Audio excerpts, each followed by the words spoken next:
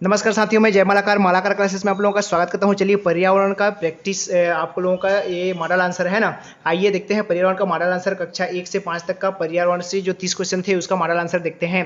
पहला प्रश्न इस तरह से था, मच्छरों के द्वारा फैलने या होने वाले रोग क्या है। तो मच्छरों के द्वारा जो होता है वो है आपका ऑप्शन डी हो जाएगा, मलेरिया, डेंगू और चिकनगुनिया होता है। ठीक है, मलेरिया, डेंगू, चिकनगुनिया हो जाता है।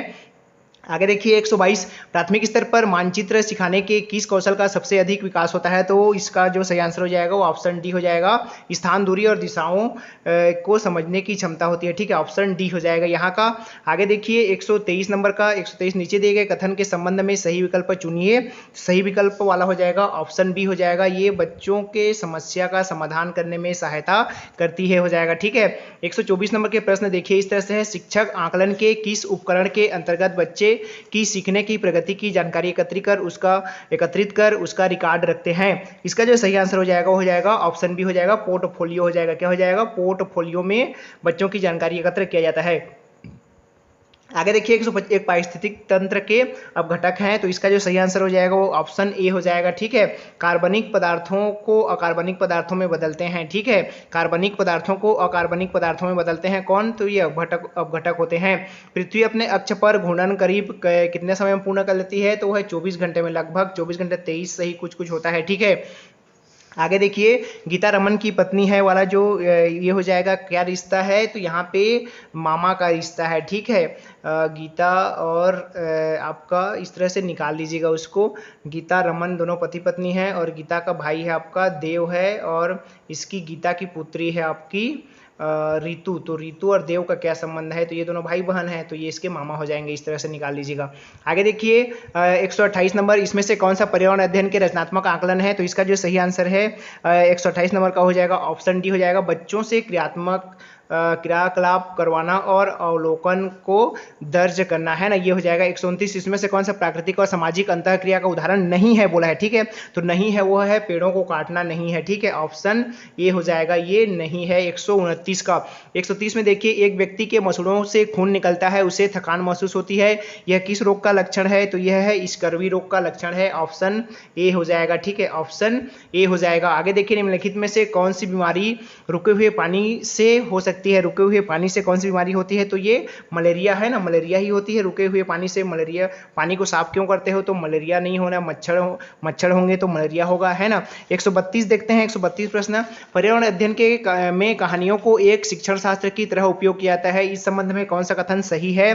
तो इसका जो सही आंसर हो जाएगा वो हो जाएगा, इस तरह से ऑप्शन दिया हुआ है, तो इसका जो सही है वो ऑप्शन बी हो जाएगा। ए, बी और सी सही है। ठीक है, डी वाला गलत है, बच्चे कक्षा में सक्रिय नहीं रहते वाला गलत है, बाकी सभी सी है। एनसीएफ 2005 ने पर्यावरण अध्ययन के लिए निम्नलिखित में से कौन सी अनुशंसा नहीं की है। ठीक है, पर्यावरण के लिए, तो इसका जो सही है वो है आपका हो जाएगा बी हो जाएगा, बच्चों के भाषाई कौशल का विकास होना चाहिए, है ना, ये ऑप्शन बी हो जाएगा। ये नहीं किया है, भाषाई विकास का कौशल होना चाहिए करके। ठीक है,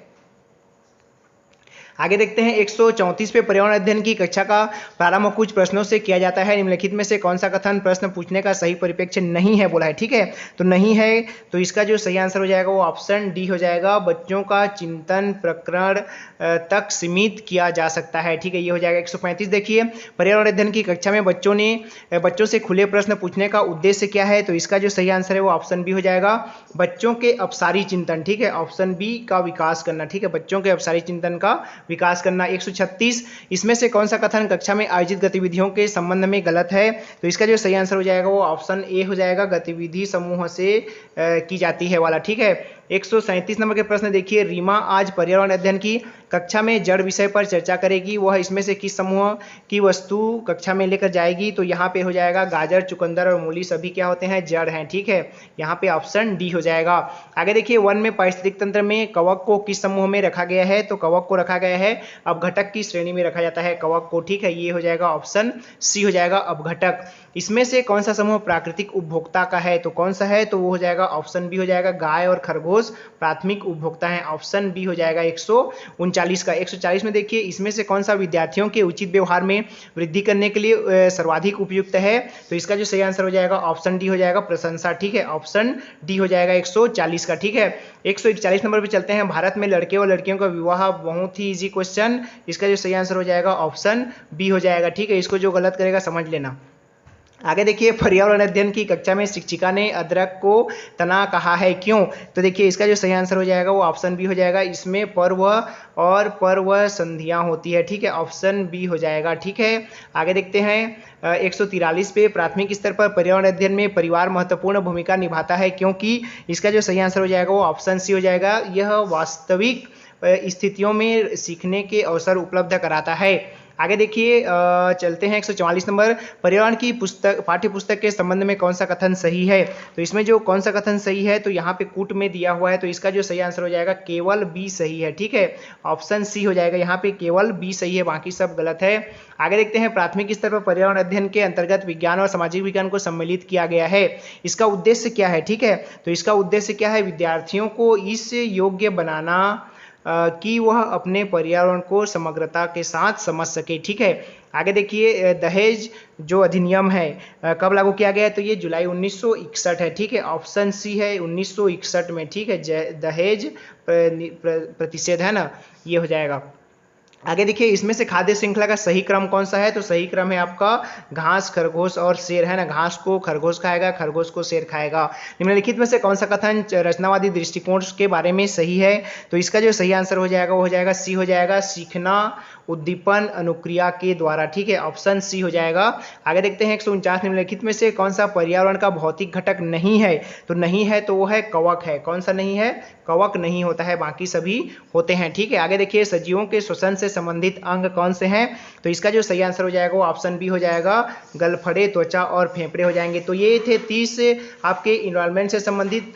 तो दोस्तों ये हमने 4 मॉडल आंसर अभी जस्ट दिखाने की कोशिश किया, हिंदी अंग्रेजी का छोड़कर 1 से 5 तक के सभी हमने करा दिए हैं। आज बहुत थक चुके हैं, तो बाकी मॉडल आंसर हम 6 से 8 तक के वाले कल दिखाएंगे और इंग्लिश का जो बच गया उसको भी कल दिखाने की कोशिश करेंगे। नमस्कार, धन्यवाद।